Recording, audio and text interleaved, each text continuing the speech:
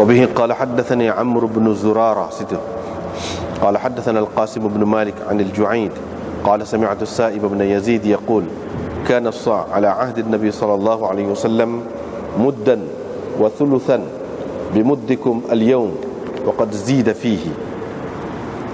سمع القاسم بن مالك الجعيد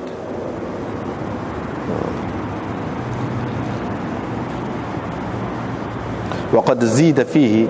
سمع القاسم بن مالك الجعيد.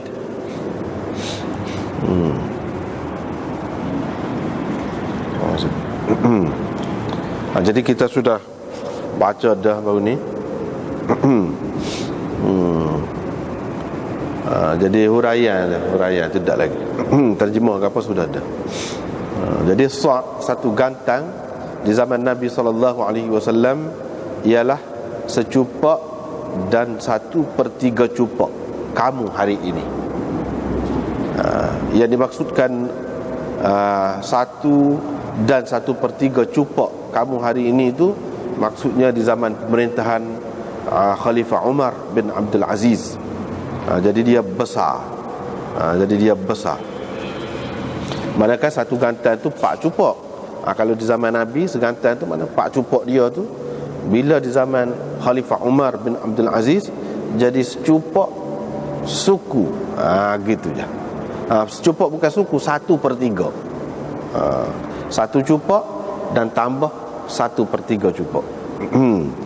Itu sudah jadi segantan dah. Apa ni? Segantan hak zaman Nabi dah. Secupak dan 1/3 hak zaman Khalifah Umar bin Abdul Aziz. Gitu.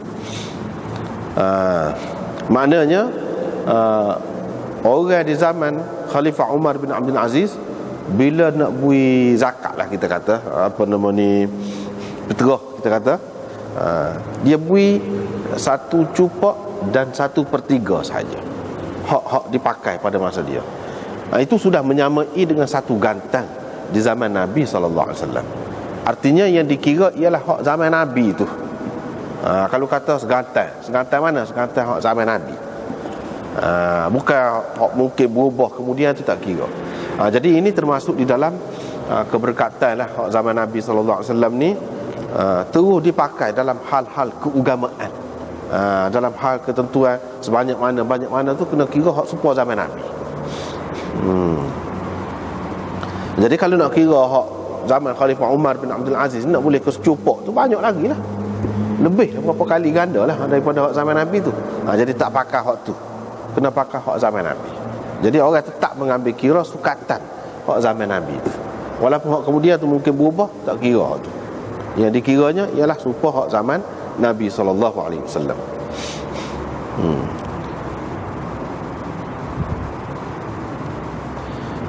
وقد زيد فيه سمع القاسم بن مالك الجعيد. Jadi dalam setengah-setengah nuskhahnya dia ada sebut, ada tambah dalam sanad hadis inilah, isnad hadis ini. Kalau kita tengok hak ni hak tadi haddatsana al-Qasim bin Malik anil Ju'aid, mana dia riwayat secara an'anah, tetapi ada melalui apa nama ni, nuskhah yang lain, Qasim bin Malik itu dia kata dia dengar daripada Ju'aid, bukan ambil itu secara an'anah. Mana kalau dengar, kedudukan dia lebih kemah lagi. Kedudukan dia tu lebih kemah lagi. Jadi kalau kita tengok sini, gitulah. Jadi hak maksud, hak naknya kepada dia, yang dikiranya ialah yang dipakai di zaman Nabi SAW. Sebab ni masuk di bawah tajuk sebelah ma dzakara Nabi sallallahu alaihi wasallam wa hadda ala ittifaq ahli al-ilm wa ma ajma'a alaihi al-haraman Makkah wal Madinah. Jadi makna hak dipakai di zaman Nabi itu, itulah yang disepakati oleh penduduk dua tanah haram, Mekah dan Madinah. Di zaman Umar bin Abdul Aziz sama dengan hak zaman Nabi itu, yang disepakati oleh penduduk Haramain itu, iaitu hanya 1 cupak dan 1/3 saja zaman Umar bin Abdul Aziz. Tapi orang tak pakai tu. Orang hak pakai hak zaman Nabi juga orang pakainya. Kalau dalam bab ibadat, nak melaksanakan, nak membayar zakat, apa orang pakai hak zaman Nabi. Untuk jual beli biasa ni, orang pakai hak tu. Hak zaman Umar bin Abdul Aziz tu besarlah. Artinya Nabi, apa ya jadi orang tu tak pakai hak Nabi tu? Sebabnya Nabi SAW telah menyebut dan menggalakkan orang supaya pakai apa yang disepakati oleh penduduk tanah haram. Itu tajuk dia. Jadi hak ni pun gitulah.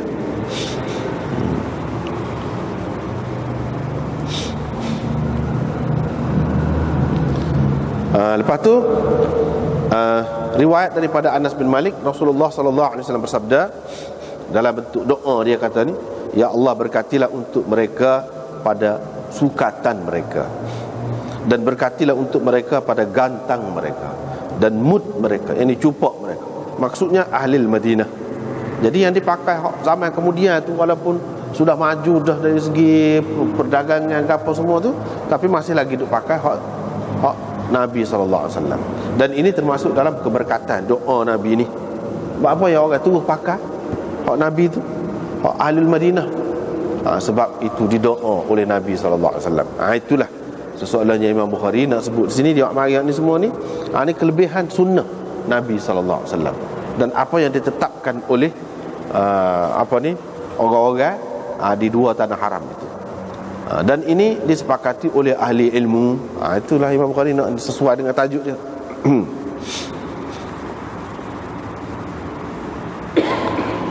Seterusnya, riwayat daripada Ibn Umar bahawa orang Yahudi membawa seorang lelaki dan seorang perempuan kepada Nabi SAW yang telah berzina. Rekah ceritanya ni, hadis rekah. Nabi SAW pun suruh supaya mereka berdua direjam berhampiran dengan tempat yang diletakkan jenazah, iaitu dekat masjid. Situlah direjam. Hak ni Imam Bukhari buat mari ni apa? Ya, ini kesan sejarah. Ini termasuk di dalam dalam tajuk tu, wa ma kana biha min masyahidin nabi sallallahu alaihi wasallam wal muhajirin. Dia ada beberapa juzuk kan. Terjematul bab tu, tajuk tu, ma dzakara nabi sallallahu alaihi wasallam wa hadda ala ittifaq ahli al-ilm, wa ma ajma alaihi al-haraman, 2, wa ma kana biha min masyahidin nabi sallallahu alaihi wasallam wal muhajirin wal ansar, 3.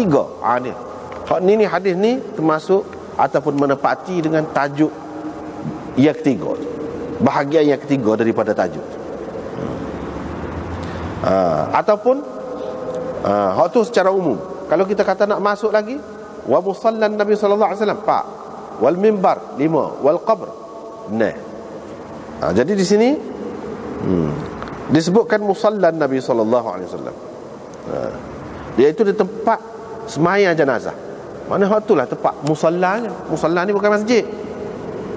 Tempat sembahyang gerhana matahari, tempat sembahyang raya, situlah. Dan kalau dia sembahyang jenazah pun situ. Artinya kita dapat tahu daripada hadis ini bahawa orang Yahudi, dua orang itu direjam di musalla, bukan dalam masjid. Musalla tu bukan masjid. Dia sembahyang hak ramai-ramai ni. Situlah. Itu yang kita tahunya daripada hadis ini. Dan hak ni orang ambil daripada Nabi SAW. Diketahui tempat mana ketika melaksanakan hukuman rejam tu di mana. Dan di situ selain daripada pernah direjam situ, gapo dia lagi situ orang buat? Orang sembahyang jenazah, orang letak jenazah situ. Sebab itulah Imam Abu Hanifah dan ramai lagi ulama yang lain, imam yang lain, dia pegang sembahyang jenazah dia tak boleh dalam masjid. Dia kata kalau kita perhati dalam hadis-hadis ni, luar masjid.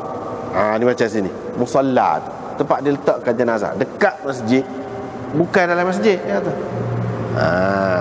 Sebab apa dia tak boleh? Dia kata kalau kita perhati kebanyakan hadis gitu. Kalau ada pun jarang-jarang, itu kerana darurat, kata dia. Kerana darurat. Adapun Imam Syafi'i dia tidak. Dia pakai hak darurat. Hak Imam Abu Hanifah kata darurat tu, dia kata pada ketika lain pun boleh juga. Imam Abu Hanifah kata tak, pada ketika darurat saja. Sebab apa? Apabila dibawa ke jenazah, walaupun dia tu sudah dimandikan, sudah disiapkan, mungkin lagi terkeluar lagi najis dia tu. Dan tidak sesuai, najis ini letak di atas masjid.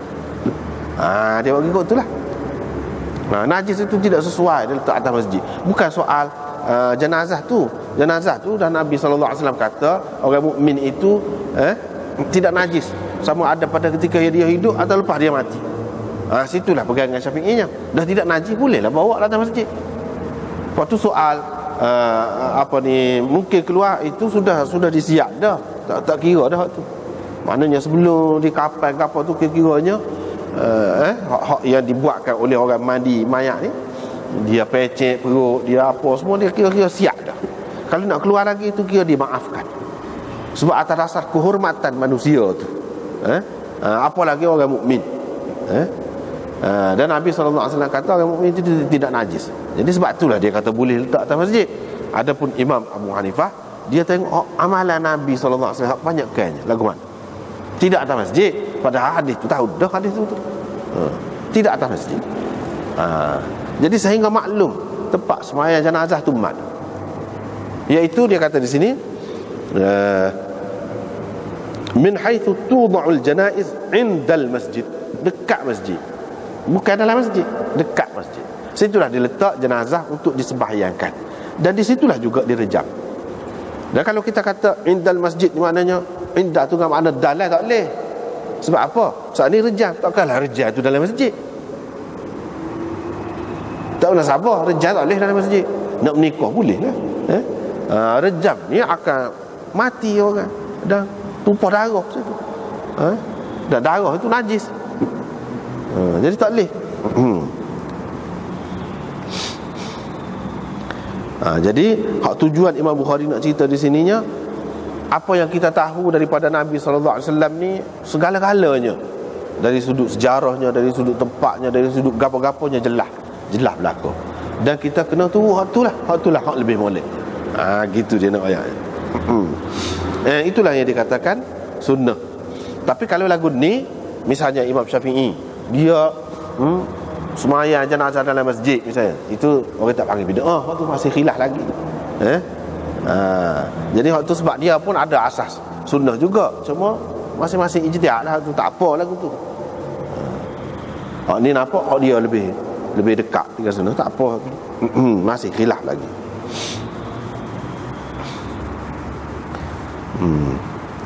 Lepas tu riwayat daripada Anas bin Malik bahawa Rasulullah SAW nampak Bukit Uhud. Bila dia balik daripada perjalanan dia nampak Bukit Uhud.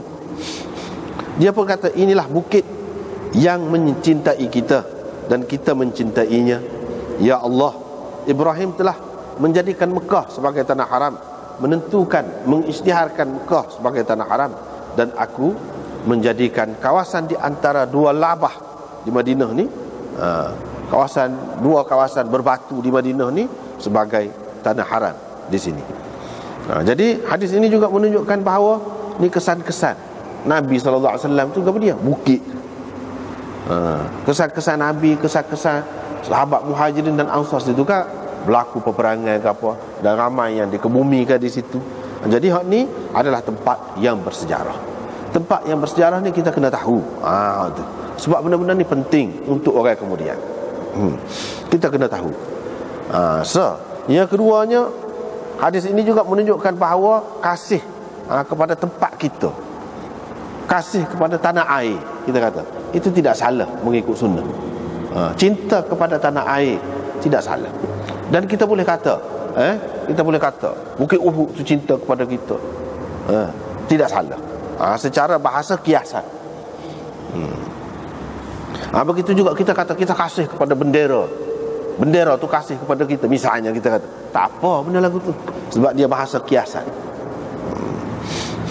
Jadi setengah ulama kata sini kasih tu, bukit tu nak kasih lagu mana? Kasih sungguh lah kata dia. Lagu mana? Allah SWT bui dia reti, ada perasaan kasih. Itu satu lagi ulama mengatakan kasih Bukit Uhud ni, kasih ni maksudnya bukan Bukit Uhud tu sendiri, orang-orang yang berada di Bukit Uhud itu, yang telah dikebumikan di situ, mati di situ kerana memperjuangkan Islam. Itu maksud Bukit Uhud tu kasih kepada kita tu.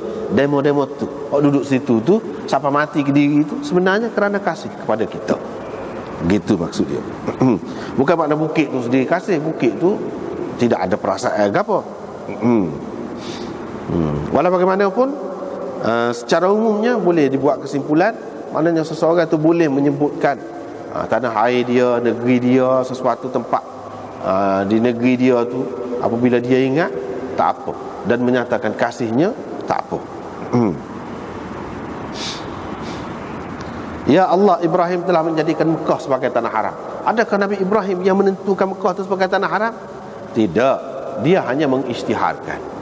Ya, ia menentukan itu sebagai tanah haram Allah Subhanahu wa taala. Dan aku menjadikan Madinah ni yang terletak di antara dua labah dia sebagai tanah haram. Tabahu Sahal 'an Nabi sallallahu alaihi wasallam fi Uhud. Jadi ini semua ni termasuk, bapa Imam Bukhari buat mari sini sebab ia termasuk di dalam masyahid Nabi sallallahu alaihi wasallam. Yang di tempat-tempat yang pernah Nabi sallallahu alaihi wasallam pergi. Ataupun Nabi sallallahu alaihi wasallam lalu di situ. Hak tu masuk. Muhajirin dan Ansar. Di situ juga adanya. Jadi kita kena tahu, orang-orang yang mengambil berat tentang sunnah, dia bukan mengambil berat tentang ibadat Nabi sallallahu alaihi wasallam ajar sahaja. Tidak. Bukan segala-galanya yang berkaitan dengan Nabi itu, dengan sahabat-sahabat dia Muhajirin dan Ansar, dia ambil berat. Sehingga dia tahu di sini gapo dia yang menyebabkan Nabi sallallahu alaihi wasallam kata dia kasih kepada tempat-tempat apa. Dia ada latar belakang dia. Hak tu kita kena tahu. Dan nak tahu hak tu tak dapat tidak, kita mesti kena mengaji sunnah. Hak tu Imam Bukhari naknya. Dan apabila kita tahu ada kelebihan dia apa? Misalnya orang situ mati syahid lah. Lagu mana sikap sahabat-sahabat tabi'in buat terhadap tempat tu? Adakah dia puja tempat tu? Tak. Adakah dia ambil tanah tempat tu? Ambil berkat ke apa? Tak. Jadi lagu tu lah kita kena pegang teguh dengan Quran dan sunnah ni. Walaupun tempat tu istimewa. Istimewa tu lagu mana? Lagu mana kita nak buat terhadap tempat tu? Kita tak boleh buat satu kalu. Orang yang berpegang dengan sunnah, dia ikut sunnah juga. Dari segi pergi melawat untuk menimbulkan semangat, mengingatkan kita kepada sejarah sahabat dulu, perjuangan mereka, betapa susah payahnya Islam ni nak tersebar lagu mana. Apalagi kalau kita tahu sejarah, misalnya perang Uhud, bukan main dahsyatnya, berapa ramai sahabat yang mati di situ. Dan sahabat ni tu berjuang sehingga sampai Islam ni kepada kita. Dengan maksud tu, ambil iktibar, ambil semangat dia tu, bukan nak pergi ambil tanah dia tu.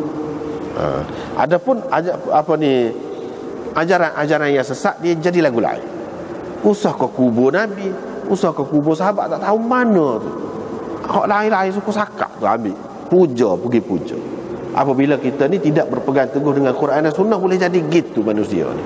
Seperti mana hak lain-lain lah. Hak Nabi kata orang-orang Yahudi, orang Kristian dan lain-lain umat dulu, kalau ada orang soleh mati situ, dia akan buat masjid, buat tempat ibadat, dan dia akan buat patung orang tu, macam-macam lah. Gitu hak jadi. Kalau tidak jadi gitu pun dalam bentuk lain, dalam bentuk pemujaan lah terhadap tempat tu. Tetapi Nabi SAW tak ajar lah gitu. Sahabat-sahabat dia tak ajar gitu. Dengan sebab itu kita yang mengikut sunnah ni tak ada tadi, yang benda-benda tadi tu tak ada, benda-benda bid'ah tu tak ada.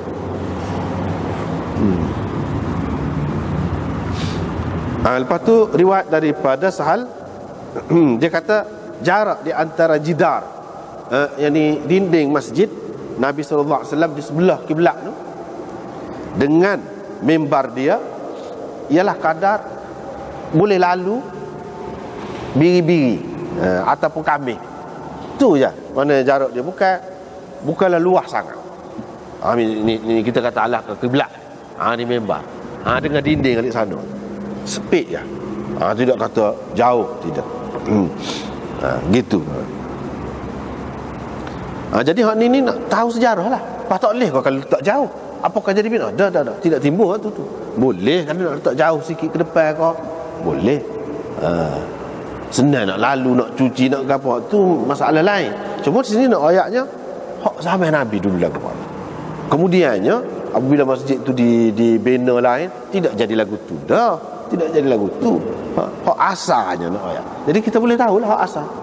Jadi perubahan yang berlaku kemudian bila kita tahu hak asal tu terpelihara, kita tahulah. Ni hak asalnya gini. Tapi lah ni jadi gini, kita tahu perubahan tu. Jadi bila kita tahu ni tidak sebuah asas, apa dia buat tidak sebuah asas, kita boleh tahulah sejarah dia tu, boleh jujuk molek. Maknanya segala-gala kita boleh tahu. Kalau kita ni betul-betul nak berpegang dengan Quran dan Sunnah, kita ambil beratlah benda ni, sehingga kita tahulah sejarah-sejarah dia. Itu tujuan Imam Bukhari nak cerita di sini. Tidak semestinya benda tu maknanya hak ni lah yang terbaik, kena buat lagu ni, tak boleh ubah. Tak, tidak makna gitu. Hanya sejarah yang kita perlu tahu.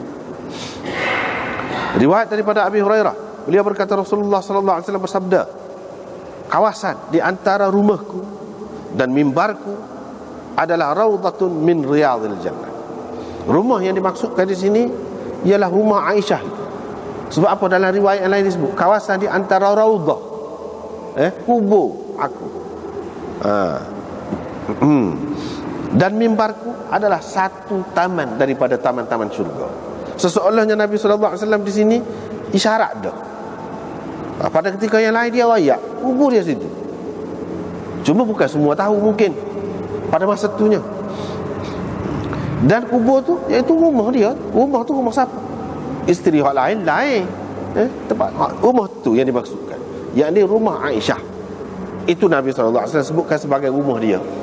Ataupun dalam hadis yang lain raudhah dia, yakni kubur dia. Dia kata tu tentu sekali ketika dia tak mati lagi. Maknanya dia royak dah. Hak tu situ yang akan jadi kubur dia. Jadi tempat tu adalah satu taman daripada taman-taman syurga, dan mimbarku berada di atas haudku ataupun di hadapan haudku, yakni kolamku. Jadi apa maksud rumahku, kawasan di antara rumahku dengan mimbarku satu taman daripada taman-taman syurga? Kalau kita tengok dalam hasyiah Sahih Bukhari ni, dia ada sebut beberapa pendapat.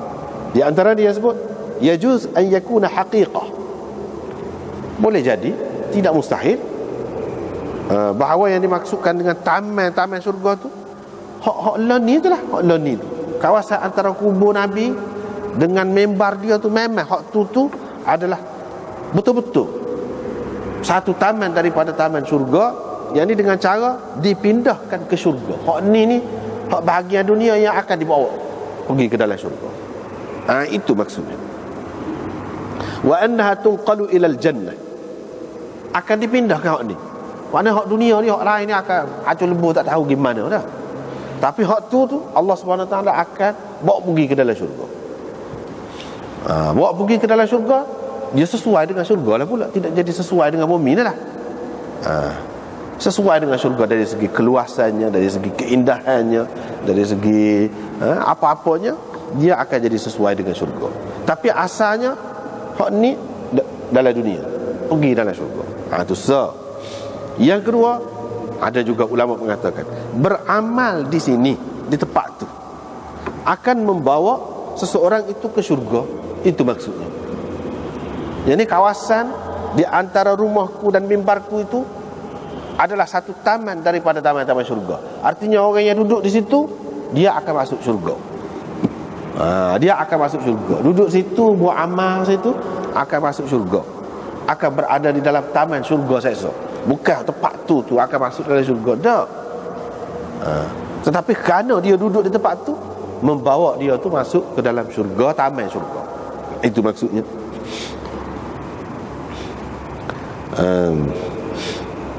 Dan Imam Malik dan orang yang sependapat dengan dia berhujah dengan hak ni. Dia kata ini hujah lebihnya Madinah. Sebab apa? Sebab diketahui bahawa dikhususkan tempat tu daripada tempat-tempat lain. Tentu kerana kelebihan dia. Kerana kelebihan dia. Ini menunjukkan Madinah tu lebih daripada hak lain.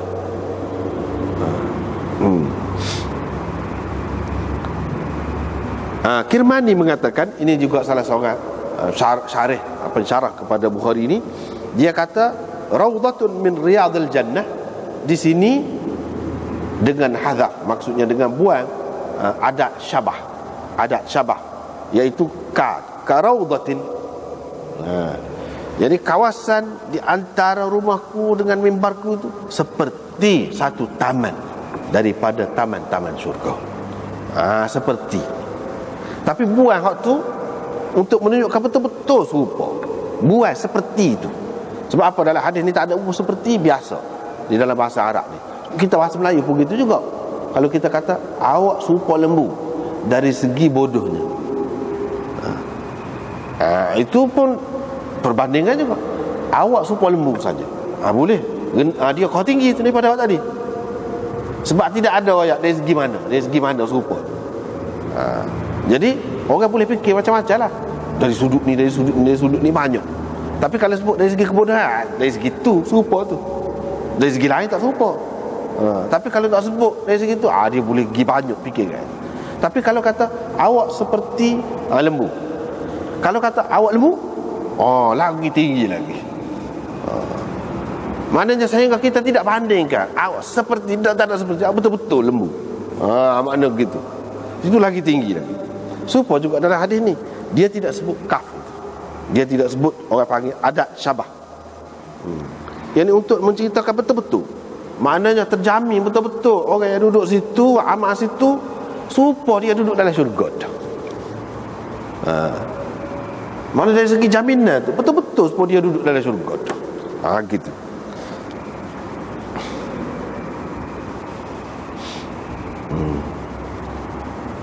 Ada juga ulama yang mengatakan yang keempatnya, sesiapa yang tetap beribadat di situ, maka dia akan mendapat satu taman di dalam syurga sebagai balasannya. Dan orang yang duduk dekat dengan mimbar Nabi SAW tu, dia akan berada dekat di kolam Nabi SAW. Sebab yang kata, ada ulama mengatakan mimbar yang ala haudi itu mimbar Nabi SAW ni, Allah SWT akan bawa pergi ke sana, duduk dekat kolam Kautsar dia tu. Ada juga ulama mengatakan orang yang duduk dekat mimbar itu, dia buat ibadat situ, seesok kelebihannya dia akan dapat duduk dekat mimbar Nabi, dekat kolam Kautsar. Dia kata gitu. Jadi macam-macam lah.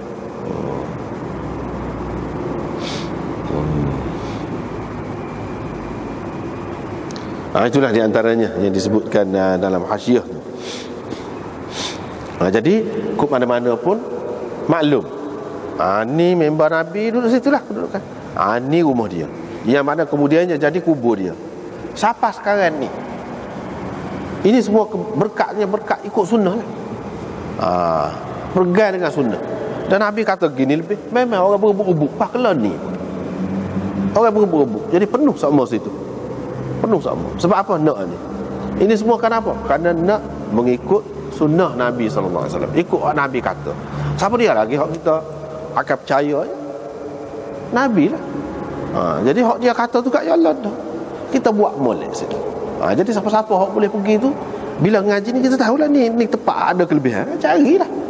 Jadi kalau kita pergi lama, mungkin ketika tidak sibuk sangat, kita pergi umrah, kita kata umrah, kita boleh dapat peluang. Dapat peluang. Jadi kawasan antara tu mana luas lah, luas. Duduk situ, buat ibadat situ. Kelebihannya bila kita tahu sini ada kelebihan, kita pergi. Masa ni misalnya ada kelebihan, boleh kita tahu belakang. Kita tahu mana? Tahu daripada sunnah Nabi SAW. Jadi kelebihan orang yang berpegang teguh dengan Quran dan sunnah ni, iaitu mungkin kalau dia buat sikit pun, kalau dia tahu tepat tu, tepat molek, dia dapat lebih juga. Dia tahu masa tu, masa yang molek, dia dapat lebih juga. Itu kelebihan.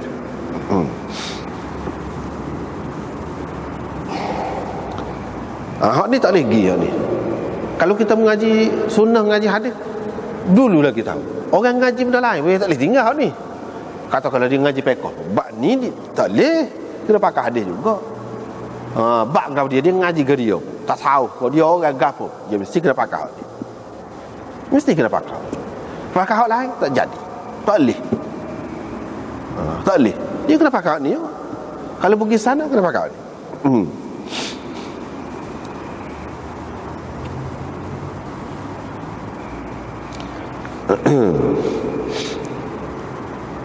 Lepas tu riwayat daripada Nafi' daripada Abdullah, beliau berkata Nabi SAW mengadakan pertandingan, perlombaan di antara kuda-kuda.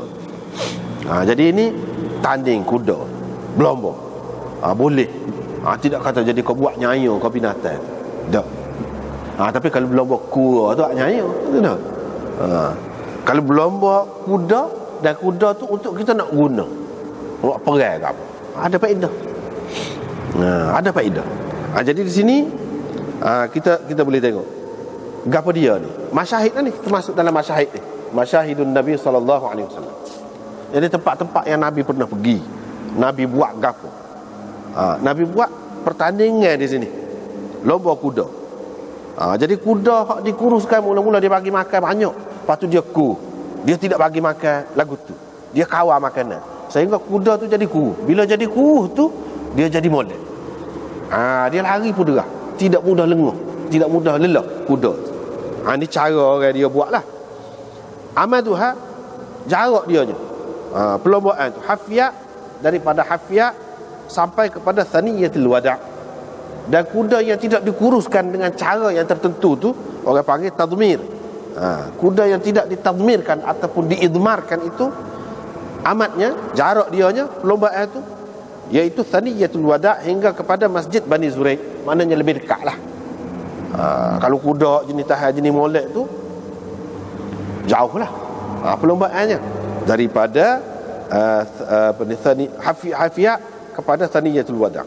Dan hak tidak diidmarkan atau tadmirkan, jarak dianya ialah thaniyatul wada' kepada ataupun hingga ke Masjid Bani Zuraik. Mana dekat sikit.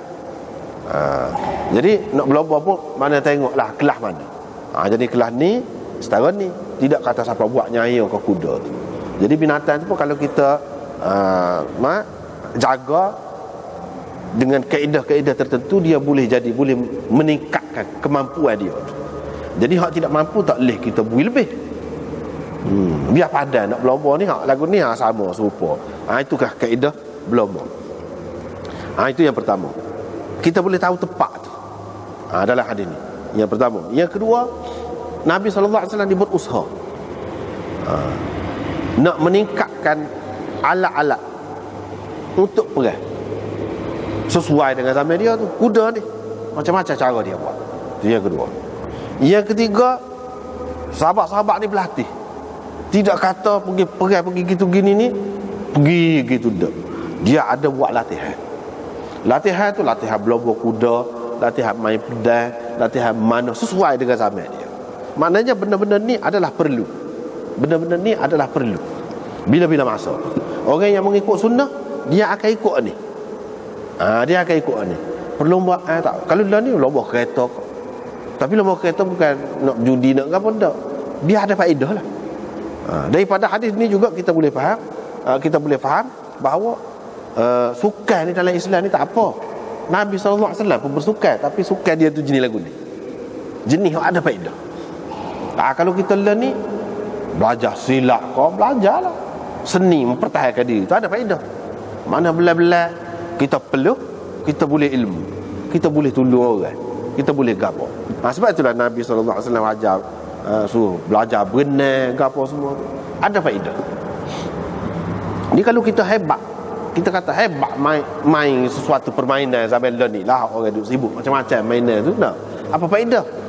Kalau orang jatuh lemah air, tak boleh nak terjun, dia tak erti pun nak pelaga guli tu boleh lah, nak pelaga guli tu ataupun bowling kau gapo-gapo kau, hak tak ada faedah. Ataupun paling tinggi hak ada lah ni, orang duduk gomo tu dia peluh saja, hak lain faedah lain tak ada juga. Hak Islam, hak Nabi SAW ajar ni, hak sebenarnya kalau nak bersukan ada faedah, sehat pun sehat, boleh sesuatu ilmu yang mana kita boleh tolong, kita boleh bela, kita boleh perjuangkan agama kita. Tu mana baru betul. Bukan mana kata Islam ni tak boleh sukan ke apa, tak, tapi biar ada faedah. Kalau tidak, tak ada guna lah.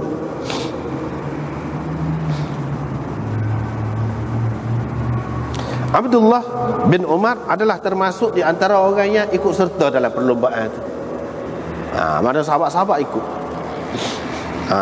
Jadi kita boleh tengok sini banyak perkara lah, banyak perkara. Nabi SAW ajar ni cara sunnah dia nya, iaitu aktif, bergerak, cergas, bukan lemah, slow, tidak lagu tu. Tidak lagu tu. Sebab kita diperlukan dalam kehidupan ini macam-macam. Yang diperlukan kita. Perang, gapo, tolong orang, hak tu. Jadi cara orang-orang Islam ni tidak serupa hak lain lah. Mana dia tinggal segala-galanya hak dunia ni, tidak lagu tu. Bahkan dia melengkapkan diri dia untuk kebaikan. Seterusnya riwayat daripada Sya'bi daripada Ibn Umar lagi. Dia kata, aku mendengar Umar di atas mimbar Nabi SAW. Artinya di zaman Sayyidina Umar tu, mimbar Nabi SAW tu ada lagi. Itu kita boleh tahu. Dan hak naik duduk di atas tu kalau zaman Nabi, dia. Kalau selepas dia, hak layak duduk situ, naik situ untuk kecek orang, tidak main-main, iaitu khalifah pengganti dia. Zaman Sayyidina Umar, situ juga. Mimbar tu juga.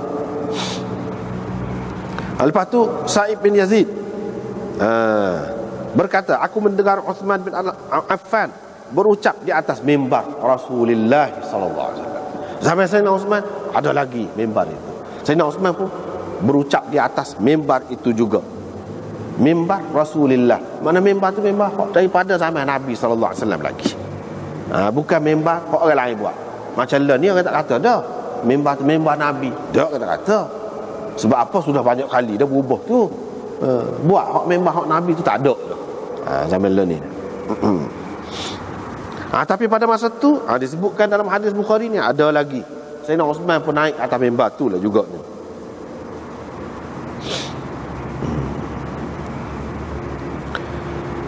Dengan sanad yang Imam Bukhari beriwayatkan bahawa Aisyah berkata, selalu diletakkan untukku dan untuk Rasulullah besin ni, bekas air ni.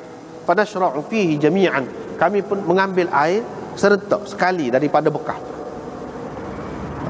Jadi maknanya disediakan. Bukan Nabi sendiri, bukan Aisyah sendiri, orang lain sediakan. Mana khadam dia lah. Khadam dia pada masa tu kan ada hamba sahaya ke apa, ataupun orang yang nak pergi khidmat lah, tidak semesti hamba. Macam Anas bin Malik, dia tidak hamba, tapi dia khidmat. Hak je khidmat dia lah. Dia cadar selalu. Kalau Nabi nak mandi, tahu dah pagi misalnya masa-masa sekian Nabi nak mandi, jadi dia bubuh air dalam bekas. Bubuh air dalam bekas tu. Aisyah kata, kami pergi, mana Nabi dengan dia pergi ke bekas tu dan ambil air, cebok air tu buat mandi sekali. Sekali mandi. Jadi kita kata mandi tu kira-kiranya mandi untuk mengangkat hadas lah. Jadi mandi tu mandi sekali. Hadis ini menunjukkan bahawa boleh suami isteri ni mandi sekali tak apa. Bahkan itu bukan sekali dua, banyak kali dah. Bukan seorang isteri, orang lain pun lagu tu juga menunjukkan Nabi SAW ni mesra dengan isteri-isteri dia.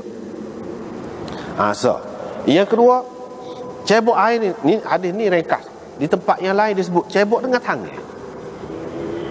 Buat mandi junub saat ni, cebok dengan tangan, menunjukkan tidak kata jadi mustakmal. Bila guna dengan tangan tu kekiranya titik lah sikit sebanyak tu. Ambil daripada bekas yang sama. Itu yang kedua. Yang ketiganya, air lebihan perempuan boleh digunakan oleh lelaki. Air lebihan lelaki boleh digunakan oleh perempuan.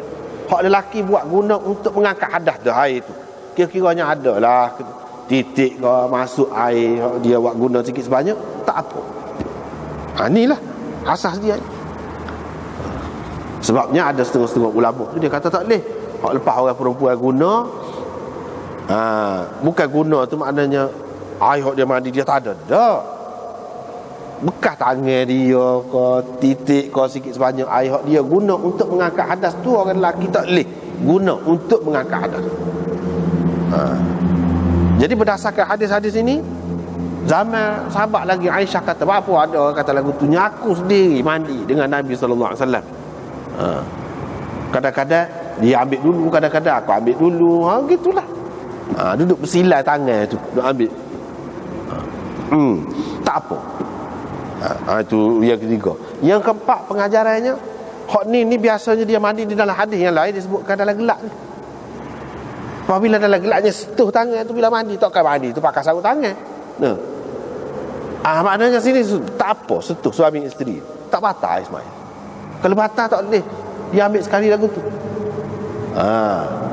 Apa lagi dalam keadaan gelak, mestinya sentuh. Kalau tidak gelak lagu mana? Kalau tidak gelak pun tak apa juga kita kata. Tapi banyak hadis-hadis ni kita tengok, terutamanya waktu pagi kan gelak, mai subuh tu gelak lagi. Orang sampai dulu pelita ni tak ada mana. Pelita tu terhak sangat. Jadi kira-kiranya kemungkinan untuk bersentuh-sentuhan tu banyak sekali. Itu yang keempat. Yang kelimanya, menunjukkan bahawa orang perempuan dan lelaki ni Islam suci, tidak kata kotor ke apa dak. Walaupun dia berjunub, dia tetap suci.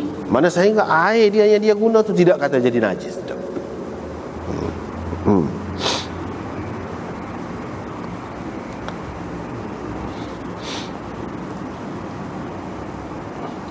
Jadi ni bukan ni pada syara'u fihi, mana kami ambil air daripada bekas itu untuk dicurahkan ke atas tubuh, gitu maksudnya. Ada juga setengah-setengah orang tu dia faham tak kena lah, dia faham. Kami masuk duduk dalam tu dua-dua orang, duduk dalam basin tu. Jadi main semua budak-budak lah lagu tu nak. Apa kejap kalau lagu tu tak sesuai, tak kena tu. Bukan lagu tu. Maknanya dia duduk bekas tu, maknanya cebok air. Maknanya duduk di sana cebok. Maknanya cebok gitu.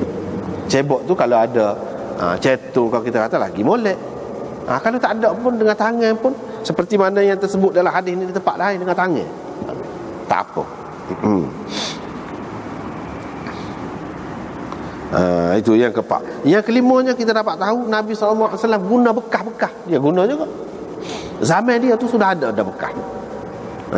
Kadang-kadang orang kita ni buat kejahil pun tak mengaji. Kalau mengaji agama tidak mengaji hadis punya jumpa. Apalagi kalau mengaji hadis, dia kata pisah cukur tak ada lah zaman Nabi dulu, sebab tu orang tahu janggut misalnya dah. Itu jahil lah. Padahal dalam hadis ni banyak sebut pisah cukur ke apa, banyak tahu. Supaya juga kalau lah orang ni tak tahu zaman Nabi, dia ingat mundur sangat. Bekas-bekas besing ni ada dah besing. Kita tahu mana? Ni dalam hadis ni. Kalau apa nama ni, cukur-cukur tu istihdad. Ni ada bak suku dah tu. Jadi kita boleh tahu benda-benda ni. Ni sejarah. Zaman tu ada gapo? Ada dah. Hak tak ada lagi. Jelas kita tahu apabila kita mengaji sunnah. Itulah. Waktu riwayat daripada Anas, Nabi SAW telah bersumpah, telah mengadakan majlis bersumpah di antara orang Ansar dan Quraisy di rumah aku yang terletak di Madinah. Sumpah untuk apa? Untuk menuntut bela, untuk membalas orang-orang kafir yang menipu Nabi SAW dan membunuh beberapa orang sahabat dia. Di rumah aku lah di Madinah. Dan Nabi SAW berqunut selama sebulan, di mana dia mendoakan keburukan, ataupun Nabi SAW dalam riwayat lain disebut laknat, akan datang kepada laknat. Di sini disebut dia doa keburukan terhadap beberapa kalangan, beberapa kabilah daripada Bani Sulaim, beberapa kalangan daripada Bani Sulaim.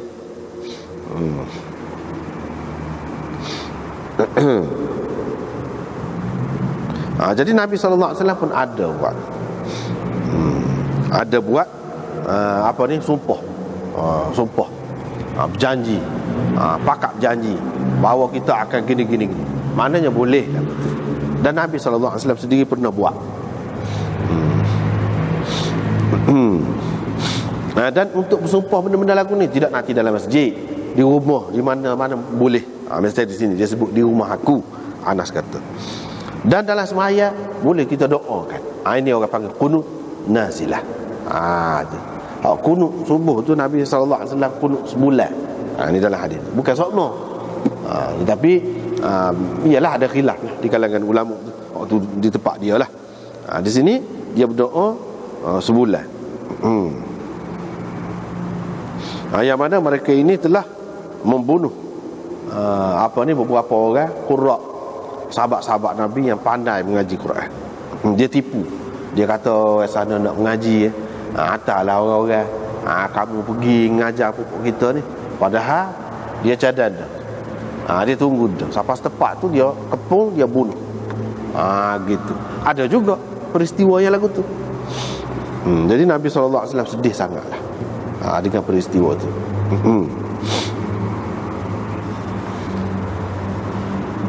Lepas tu riwayat daripada Abi Burdah, dia kata, aku pergi ke Madinah, aku berjumpa dengan Abdullah bin Salam. Abdullah bin Salam berjumpa dengan aku. Hadis ni sudah kita jumpa dalam manaqib dulu. Dia pun kata mari pergi ke rumah. Mari pergi ke rumah.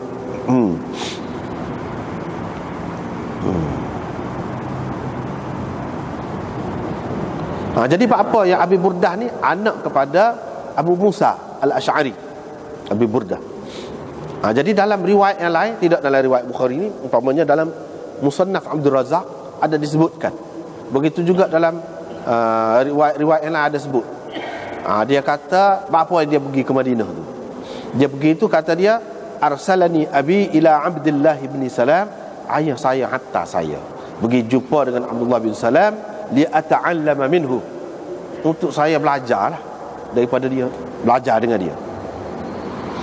Bila saya pergi tu, dia pun tanya saya, man anta, siapa? Dia tak kenal lah. Saya pun ceritalah kepada dia, anak ni. Oh, dia pun mengalu-ngalukan kedatangan saya. Jadi bila dia tahu ni anak saya dia ni, dia pun layan lah. Gini kata dia, mari kita pergi ke rumah. Kalau pergi ke rumah, aku boleh beri kamu minum dalam bekah Nabi, dalam di mangkuk Nabi buat minum dulu, mana ada dengan dia. Boleh, kata dia. Lepas tu kalau kamu pergi, di rumah dekat tu ada masjid. Masjid tu Nabi pernah semaya situ, mu boleh semaya situ. Dia raya. Jadi dia layan lah. Gitu caranya. Jadi kata Abu Burdah ni, aku pun pergilah dengan dia. Bila sampai sana, dia pun jamu sawit. Sawit ni kalau kita ni dia campur lah. Campuran macam holik tu, kita kata holik tu. Jadi bubuh air gitu, kaca-kaca sedap kalah. Minum gitu. Jadi sawit ni dia campur macam-macam lah, gandum, watama, macam-macam campur dalam tu. Dan dia beri makan kepada saya watama. Saya pun semayang dalam masjid dia tu lah. Masjid dia kata Nabi SAW pernah semayang situ. Gitu. Jadi daripada hadis ni kita boleh tahu mana ada mangkuk Nabi SAW guna buat minum. Dan mangkuk tu tidak khusus dengan isteri-isteri dia, anak pinak dia, tidak. Sahabat-sahabat dia pun ada. Mangkuk bekah Nabi SAW minum tu ada. Yang kedua, kita dapat tahu juga bahawa masjid di zaman Nabi SAW ni banyak. Nabi SAW tidak ikat sahabat-sahabat dia tu, terutama jauh sikit, supaya mesti kena pergi masjid dia. Dah maya tempat dia ada banyak masjid. Dan Nabi SAW pergi juga semaya situ. Tidak kata dia semaya tempat dia sama dak. Termasuklah orang kata masjid dekat rumah Abdullah bin Salam ni, yang mana Nabi SAW pergi semaya situ. Jadi banyak masjid. Sekarang ni kalau kita pergi tempat-tempat ni, mungkin dia ada tanda-tanda sajalah, sebut sini tempat ni, goni dulu, gitu je lah. Kerana ada pun, sebab kebanyakannya sudah jadi rumah ni, kawasan rumah orang.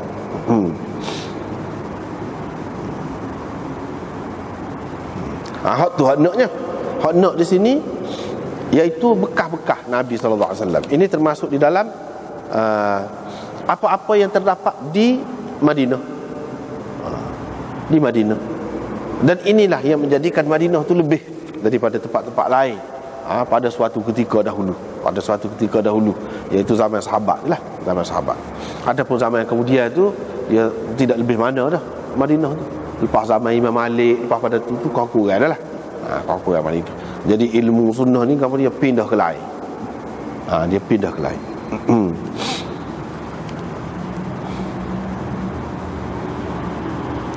Kemudian riwayat daripada Ibnu Abbas bahawa Umar menceritakan kepadanya. Ibnu Abbas ni walaupun dia tak dan dengan Nabi sallallahu alaihi wasallam lama, dan dia dan pun mana dia masih lagi kecil lah, tapi dia banyak belajar daripada Sayyidina Umar. Sehingga ulama-ulama mengatakan dia ni anak murid khusus Sayyidina Umar, Ibnu Abbas. Sebab itulah Imam Syafi'i, dia kalau di kalangan sahabat ni, tok guru nombor satu dianya Ibnu Abbas. Kita kata apa ya Imam Syafi'i ambil orang budak kecil hak lain ramai lagi hak tua. Hak lebih dulu lagi sebelum Ibnu Abbas ada lagi tu, dia tu tua dah. Apa ya Imam Syafi'i ni ambil Ibnu Abbas? Tak jadi masalah. Walaupun dia ni budak lagi, semasa Nabi SAW duduk di Madinah tu budak lagi, dan Nabi SAW wafat tu dia masih lagi budak lagi lah, remaja lagi. Tapi Nabi SAW satunya doa khusus untuk dia beberapa kali. Doa biar dia ni jadi alim besar. Bukan sekadar tu saja, doa biar dia ni alim lebih dalam Quran. Dua. Yang ketiganya, dia ni rapat sangat dengan Sayyidina Umar. Sayyidina Umar tu penting. Jadi ambil daripada Ibnu Abbas ni seolah-olahnya ambil daripada Sayyidina Umar. Gitu. Bukan semata-mata dia tu dah. Sebab dia tu ambil daripada Sayyidina Umar. Adapun hadis dia ambil daripada Nabi sallallahu alaihi wasallam secara langsung, itu tak banyak. Setengah ulama mengatakan pak. Ada lagi yang mengatakan lebih daripada itu, tapi tak banyak lah. Tak banyak. Hak tu hak dia dengar sendiri daripada Nabi. Hak lain-lain, hak riwayat tu dia ambil daripada orang lain. Tapi kok mana-mana pun banyak kan riwayat dia tu, walaupun dia tak dengar sendiri daripada Nabi, banyak menunjukkan dia ambil berat. Dia belajar sungguh-sungguh sehingga dia tahu apa-apa yang berlaku pada Nabi sallallahu alaihi wasallam. Kemudian riwayat daripada ni, dia kata Nabi sallallahu alaihi wasallam menceritakan kepadaku, Umar kata. Dia kata apa? Nabi kata, malam tadi ada orang mari daripada Tuhanku. Ketika Nabi sallallahu alaihi wasallam berada di Aqib, nama tempat. Orang itu suruh, salli fi hadzal wadil mubarak. Kamu bersemayamlah di lembah yang diberkati ini. Di lembah yang diberkati ini kamu semayam. Wa qul umratun wa hajjatun. Dan kamu kata, ucapkan, yakni aku ni nak buat umrah dan haji. Aku niat nak buat umrah dan haji. Anak pergi ni. Begitu. Harun bin Ismail kata, haddatsana Ali umratun fi hajjatin. Umrah yang dimasukkan dalam haji. Yani aku nak buat haji qiran. Begitu. Jadi dalam hadis ini ada beberapa pengajarannya, iaitu ada tempat namanya Aqiq. Di situ ada kelebihan dia. Sebab apa? Nabi SAW kata, ada orang yang datang daripada Tuhanku. Maknanya malaikat kan ni. Jadi kita terjemah orang itu sebab dalam bahasa Melayu ni orang di luar, lebih luar, bukan semesti manusia, bukan semestinya manusia. Man itu kita boleh terjemah orang. Man. Jadi malaikat di sini. Tentu sekali hak dia suruh tu ada kelebihan. Ada kelebihan. Begitu juga kalau kita pergi situ, kalau kita semaya, boleh. Sebab malaikat suruh Nabi semaya di situ. Dan hadis ini menunjukkan bahawa tempat-tempat ni dia berbeza-beza dalam dunia ni. Ada tempat yang diberkati, ada tempat yang tidak. Biasa saja. Jadi tempat yang diberkati tu ada kelebihan dia. Bila kita buat ibadat situ ataupun kita pergi ke situ, dia akan memberi kesan yang baik kepada jiwa kita. Dan dia suruh kata umratun wa hajjatun. Ini nak buat ni pergi situ ni, berangkat daripada Madinah sampai situ nak pergi buat apa ni? Dia suruh buat tu kena kata lagu ni lah, nak buat ni, nak buat haji dan umrah dan haji. Tu hendaknya.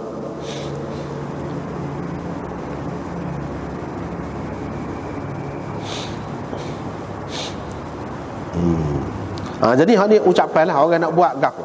Orang tu nak buat haji saja, orang tu nak buat haji dan umrah, orang tu nak buat gapo, itulah dia ucap mula-mula tu.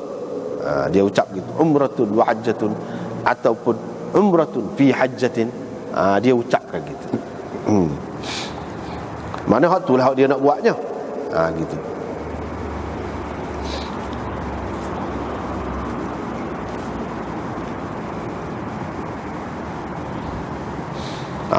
Kemudian riwayat daripada Ibnu Umar, Nabi SAW telah menentukan qarn untuk ahli Najd, Juhfah untuk ahli Syam, Dzul Hulaifah untuk ahli Madinah, penduduk Madinah.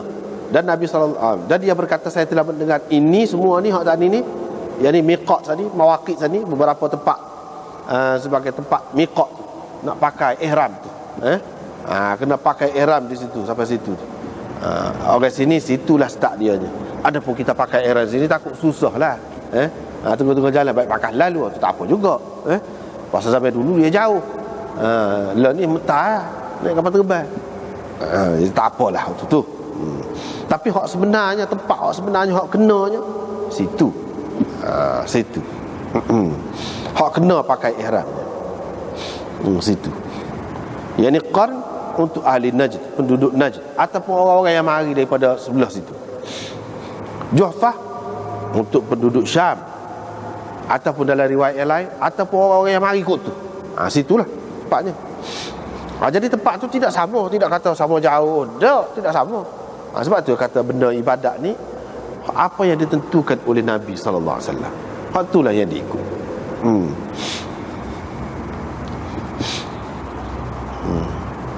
Dzul Hulaifah untuk penduduk Madinah. Dan Ibnu Umar kata, saya dengar hak ni daripada Nabi sallallahu alaihi wasallam. Saya dapat tahu bahawa Nabi sallallahu alaihi wasallam kata untuk penduduk Yaman ialah Yalam Lam, miqat dia. Dia kata tadi dia tak dengar sendiri, dia dapat tahu. Dia dapat tahu tu kira daripada sahabat lain lah. Tapi dia tak dengar sendiri. Ini sahabat ni, kalau dia tidak dengar diri dia kata tak. Kita tak boleh tahulah. Macam sini dia kata dia dapat tahu. Riwayat ini riwayat secara orang panggil balagha dalam lagu-lagu ni. Balaghani, kalau kata balaghani ni dia kalau dalam Bukhari tinggi. Begitu juga di dalam Muwatta Imam Malik. Kalau Imam Malik kata balaghani gini. Lepas tu dia tak royak sana. Tak apa. Ulama kata hak tu tinggi. Tinggi juga. Dan kita boleh kesan riwayat itu melalui kitab-kitab hadis yang lain. Dia akan ada asal dia tu, akan ada sanad dia yang penuh. Walaupun dia kata gitu. Supaya juga di sini balaghani anna Nabi sallallahu alaihi wasallam, dia tak royak. Kalau sahabat kata lagilah tak jadi masalah. Lagi tak jadi masalah. Kalau orang bawah kata ni pun, maknanya riwayat secara balagh ataupun balaghah, boleh diterima juga daripada kitab-kitab ataupun orang-orang tertentu. Bukan semua, tak boleh. Wa dzukira al-Iraq ataupun wa dzakara al-Iraq, disebut orang tentang Iraq. Kalau Iraq, kalau orang mari kepada ku Iraq, mana miqat dia? Orang tanya. Itu kalau kita baca dzukira. Kalau kita kata dzakara, dia sendiri sebut Iraq. Faqala, dia katakan lam takun Iraq. Pada ketika tu tak ada Iraq lagi. Iraq tu ada dah. Maknanya orang-orang Islam nak pergi buat kerja haji daripada Iraq tu tak ada. Bukan Iraq tu tidak dikuasai oleh orang Islam lagi. Tidak ditakluk oleh orang Islam lagi pada ketika tu. Jadi kira-kiranya Nabi SAW tak ada menentukanlah miqat bagi sebelah sana tu. Tetapi dalam riwayat-riwayat yang lain ada disebutkan juga bahawa Nabi SAW telah menyebut dah Zati Irq. Itu miqat dia. Ibnu Umar kata pada ketika tu tak ada lagi Iraq. Maksud tak ada lagi Iraq ni mana sebagai negeri orang-orang Islam, yang mana orang-orang Islam tu akan berangkat untuk pergi buat kerja haji daripada situ. Itu tak ada lagi pada masa itu. Jadi Nabi tak ada sebutlah. Berdasarkan hadis ini, miqat bagi penduduk ahli Iraq tu mana tak ada disebut. Tapi ada riwayat yang lain yang disebut. Jadi kita pakai hak tu.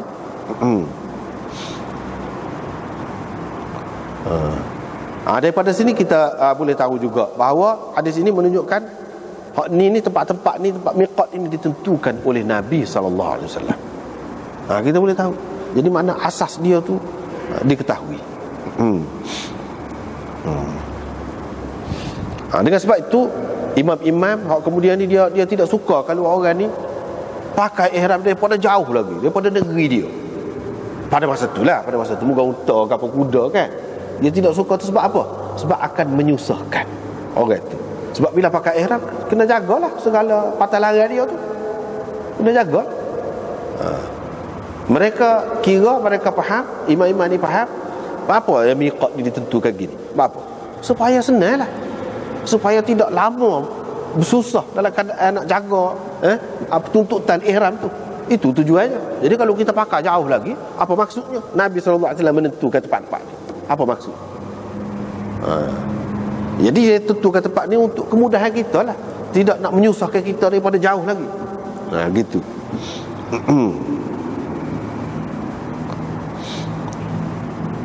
Kemudian riwayat daripada Ibnu Umar, Abdullah, daripada ayahnya, daripada Nabi SAW, annahu uriya, yang ini ditunjukkan dalam mimpi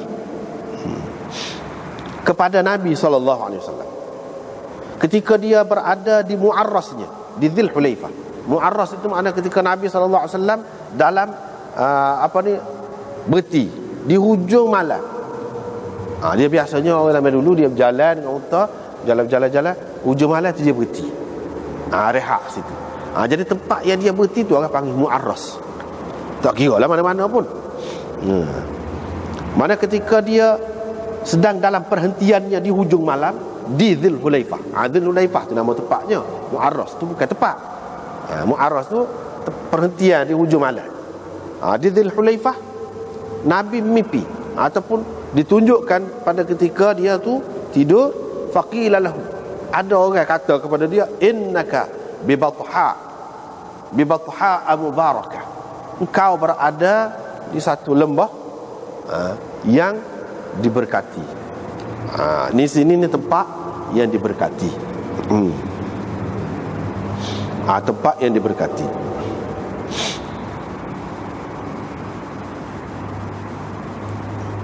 Gitu. Sesungguhnya engkau berada di Batha, kawasan lembah yang diberkati. Diberkati itu sebab apa? Kita terima sajalah. Apa sebab ia jadi diberkati? Nabi SAW pun tak tahu. Dia tahu bila diberitahu kepada dia bahawa ini tempat yang diberkati. Yang diberkati itu boleh jadilah. Kita kata dulu pernah. Sebab kalau kita tengok dalam hadis-hadis yang lain, kalau nampak tempat tu istimewa, mana ada dah Nabi dulu pergi situ, Nabi tu buat gini ada. Boleh jadi ada. Sebab tu tempat yang istimewa, boleh jadi adalah peristiwa-peristiwa yang menyebabkan jadi tempat tu jadi diberkati. Jadi nak berkat ni kita pun boleh usaha juga. Ada hak kita boleh usaha, ada hak tidak boleh usaha. Hak tidak boleh usaha ni seperti inilah, sebab bersejarah tahu dah, kita tak tahu apa pun kita terima. Kalau nak suruh berkat, dalam rumah kita tu buat benda kebajikan, buat mengaji, sembahyang ke apa, berkat. Dia akan berkat. Kita boleh kata ni tempat yang diberkati. Boleh. Sebab kira-kira berdasarkan dalil-dalilnya menyebutkan nak jadi berkatnya lagu mana, apabila diisi dengan benda-benda tadi, dia jadilah berkat. Gitu.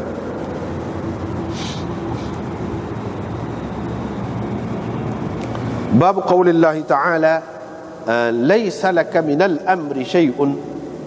Ini ada kaitan dengan tadi juga. Habis dah bab tadi. Ini bab firman Allah Ta'ala, laisa laka minal amri syai'un. Engkau tidak ada apa-apa hak dalam perkara ini. Diriwayatkan daripada Ibnu Umar bahawa beliau mendengar Nabi SAW bersabda, an Ibnu Umar annahu sami'a an-nabiy sallallahu alaihi wasallam yaqul fi salatil fajr, rafa'a ra'sahu min ar-ruku', qala Allahumma rabbana lakal hamd, ataupun dalam setengah nuskhahnya walakal hamd fil akhirah, thumma qala Allahumma al'an fulanan wa fulanan, fa anzala Allah laysa laka min al-amri syai'un aw yatuba 'alaihim aw yu'adzibahum fa innahum zalimun. Diriwayatkan daripada Ibnu Umar bahawa beliau mendengar Nabi sallallahu alaihi wasallam berkata dalam sembahyang fajar. Ketika Nabi sallallahu alaihi wasallam mengangkat kepalanya daripada rukuk, Nabi sallallahu alaihi wasallam ucapkan, Allahumma rabbana walakal hamd fil akhirah. Itu bukan Nabi kata tu. Itu mudraj minar rawi. Fil akhirah ni mana? Fil raka'atil akhirah, dalam rakaat yang kedua. Nabi sallallahu alaihi wasallam kata gini ni, dia dalam rakaat yang kedua. Dalam rakaat yang pertama ada juga Allahumma rabbana walakal hamd. Cuma sambung dia ni. Dia kata dalam rakaat yang kedua. Bila lepas rokok tu, angkat kepala daripada rokok tu, dia kata gini, Allahumma rabbana walakal hamd. Lepas tu dia kata, Allahumma la'an fulanan, ya Allah laknatlah fulan dan fulan. Dia sebut fulan laknat. Hak tadilah Nabi sallallahu alaihi wasallam doa tadi, laknatlah orang ni. Sebab apa? Nabi sallallahu alaihi wasallam sedih sangat apa yang diperlakukan terhadap sahabat-sahabat dia tu. Dia doalah, sehingga Allah SWT menurunkan ayat ini, laisa laka minal amri syai'un, bukan hak engkau menentukan perkara ini. Itu salah satu makna dia.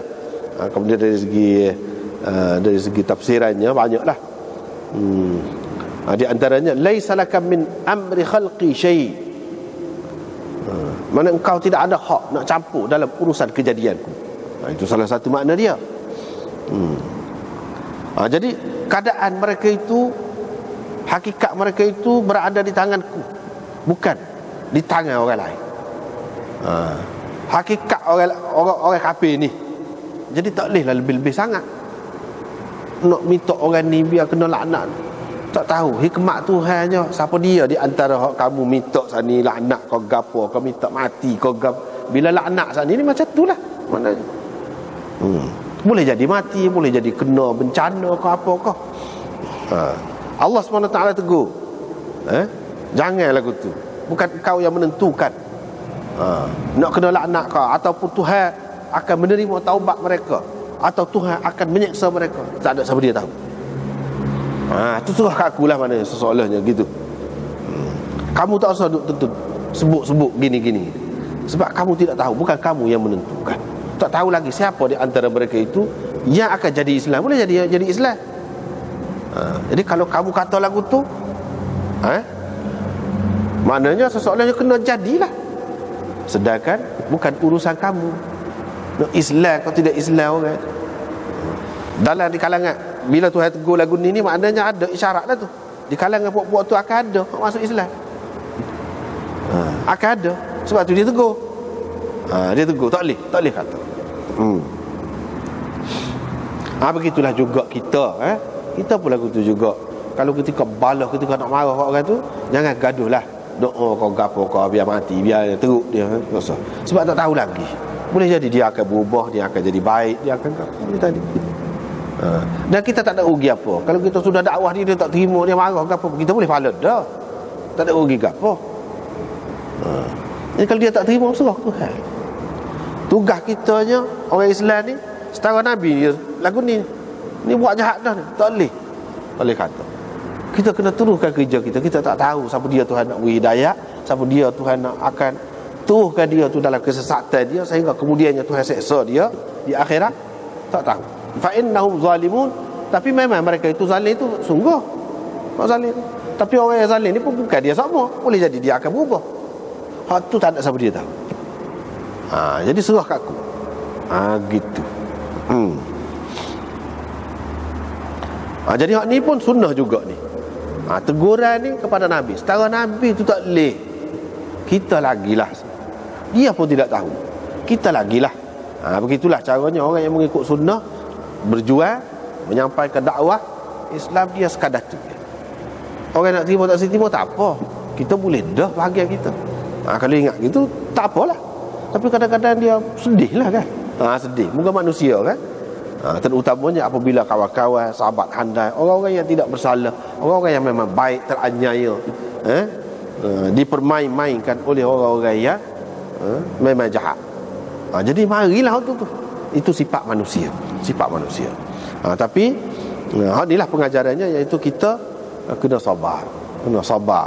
banyak. Sebab kita tak tahu. Jadi hak naknya kepada dia, kita doa lah. Kita doa. Paling tinggi kalau nak hak moleknya, surah ke Tuhan lah. Surah lah. Kalau dia tu memang tak molek, Tuhan nak ikutlah. Gitu. Jadi kita tak sah tuju kata dengan terai lagi tu, sebab kita tidak tahu hakikat. Boleh jadi dia akan jadi lebih baik lagi daripada kita, boleh jadi. Maka dengan pengajaran-pengajaran seperti ni, hak sunnah, hak Quran ajar ni, orang Islam ni dia jadi molek. Dia tidak akan nampak orang tu buruk. Kalau dia baik secara mana pun, boleh jadi dia nampak orang tu akan jadi lebih baik lagi. Dan kita ni pun nasib kita tak tahu juga. Kita baik hari ni, boleh jadi Tuhan balik hati kita jadi teruk. Jadi maknanya kita jadi sentiasa berharap kepada Allah SWT, bergantung dengan dia, tidak terlalu percaya kepada diri kita sendiri. Itu hasil dia.